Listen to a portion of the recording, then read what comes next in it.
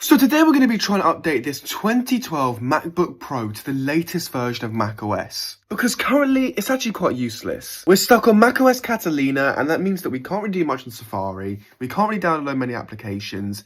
Overall, it's just kind of a paperweight. So we're going to use a software called Opencore Legacy Patcher, which is going to allow us to actually upgrade this to the latest version. Now, slight problem is you will require another laptop for some of these PCs. Now I'm going to try and put as many things in the description down below as I can. Ironically, Safari actually stops us from downloading all the assets we need on an older machine. So I've got my M1 MacBook Pro here, and we are basically going to download all the assets we need, and then we're just going to put them from a USB onto the MacBook Pro. Now, I will, as I say, try and put as much of this in the description down below so you can just download it directly from me instead of having to go through loads of different ways. So all I'm going to do is I'm just going to get the Opencore Patcher package, and that is going to download. Now, you can install some of the other assets if you like, if you do have another computer, but I'm just going to get the Opencore Patcher because we don't really need the uninstaller. It's fun to keep it on there. Right, so that has downloaded. So we're going to pop our USB into the computer, and we're literally just going to drag and drop from our downloads into the Finder window. And here we are, that's just copying over now. It's going to take a minute because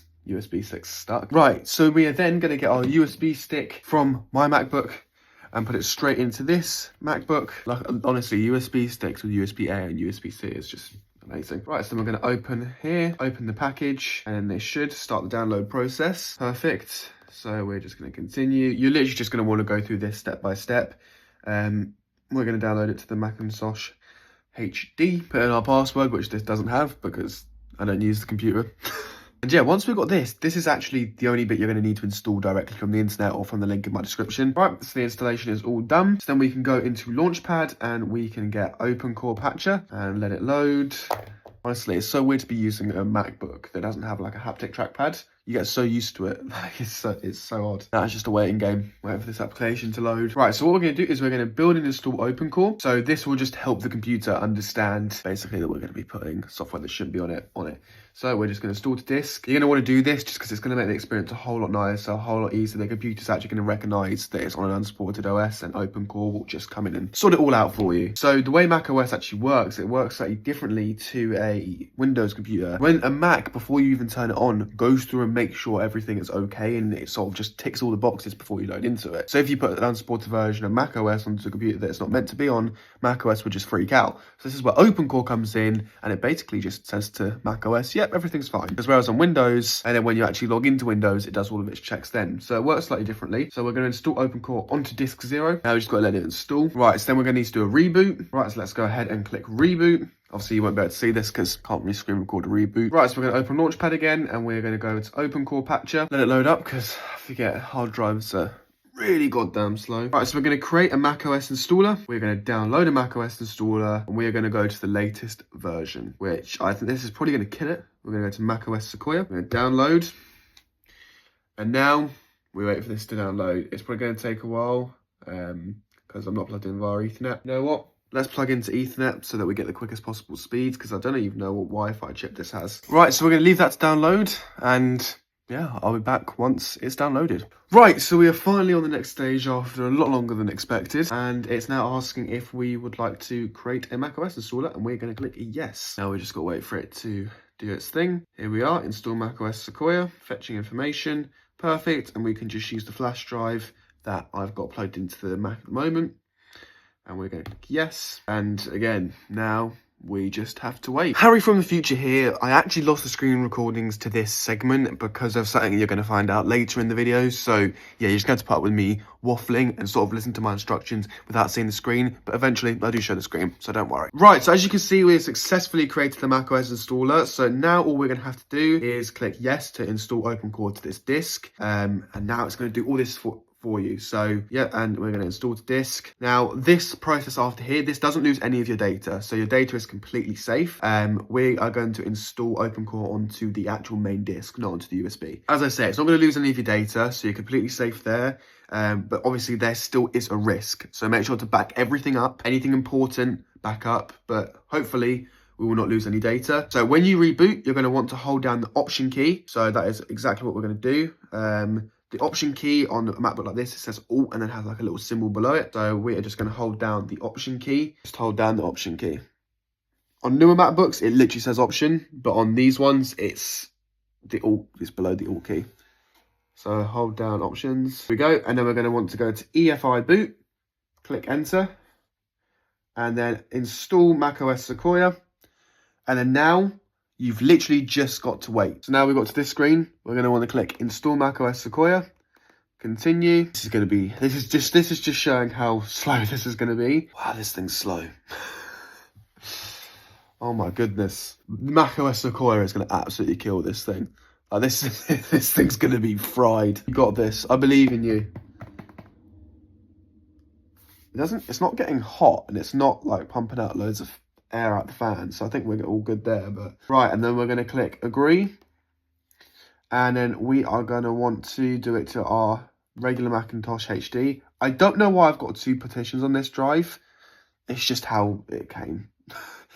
Right, so now we're going to click continue. Here we go. Now you've literally just got to let this install. It will pretty much do everything automatically from here. So you won't have to worry.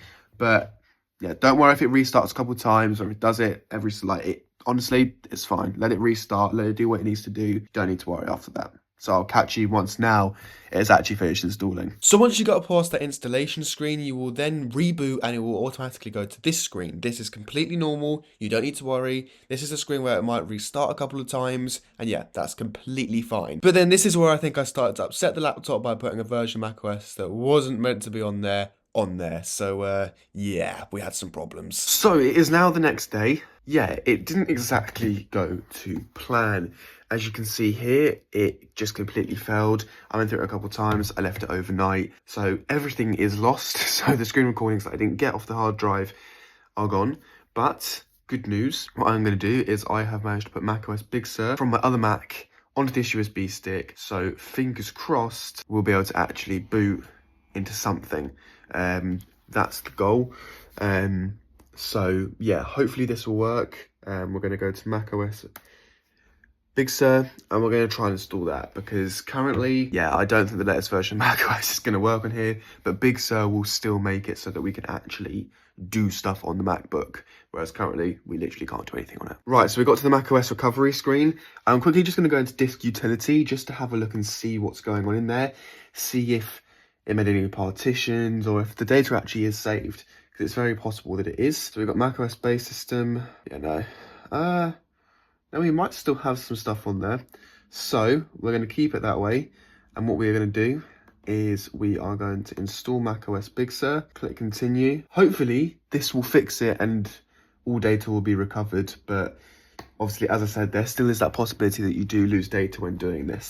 These are the risks you take. But Big Sur is always the one I recommend most of the time going to, just because it's the most latest version, but also the most secure and works on most machines. So this theoretically should just work. This is going to take quite a while, so I'll be back with you later once we've got macOS Big Sur all up and running.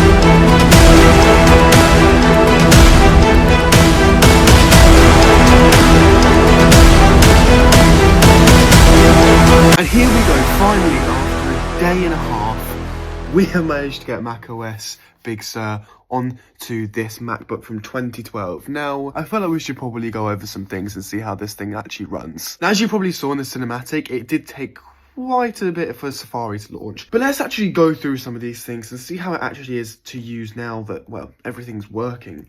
So, once you get loading, okay, we're loading. And we are loaded. What? Count that as loaded. No. Wow. Okay. Everything's a bit slow. Okay, let's maybe open the Photos application. I think mainly what's killing this is the 4 GB of RAM. I don't think it's even so much to do with like the performance of the actual machine itself. I do genuinely think it's just down to the RAM. We're going to test that theory.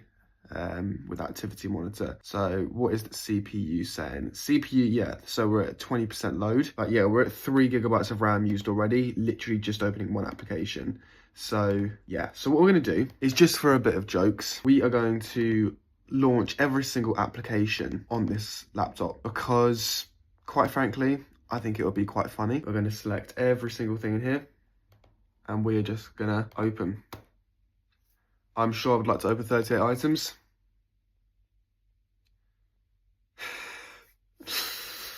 Oh my god.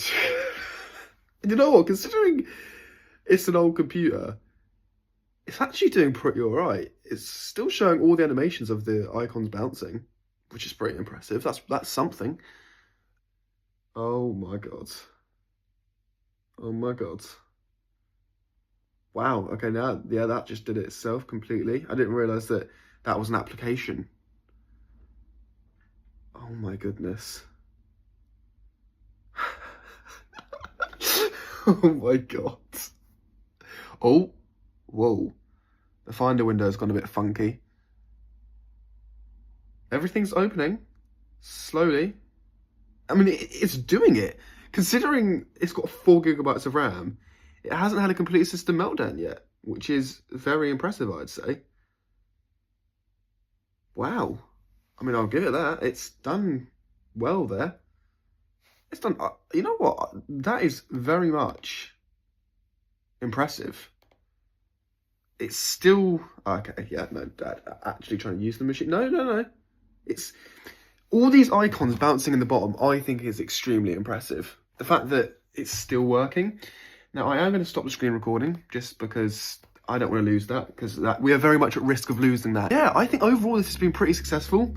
I definitely think if you want to see a video in the future of me upgrading the RAM and seeing if that actually improves everything, I'd be definitely down to do that, because I think that would actually completely fix this machine. An SSD and a bit of RAM would make this machine solid. So if you'd like to see that video, comment down below, and that would be definitely something I'll end up doing. But yeah, we've got some exciting videos coming up on the channel. We're going to be getting an Apple Vision Pro to review. We've also got an iMac update. I hopefully will be out tomorrow or Sunday. Just at the moment waiting on parts, so that's kind of put that video on pause. But yeah, there'll be another video dropping this week, definitely. So yeah, thanks for watching. If you did enjoy this mental video, please make sure to like and subscribe. It's been Harry. I'm out. Peace.